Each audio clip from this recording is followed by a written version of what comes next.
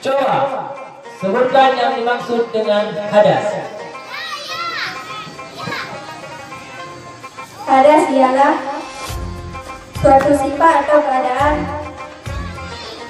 yang oleh syar'i dapat menghalangi sahnya seseorang untuk melaksanakan untuk beribadah pada Allah Subhanahu wa Ta'ala. 100 buat remudi. Soal yang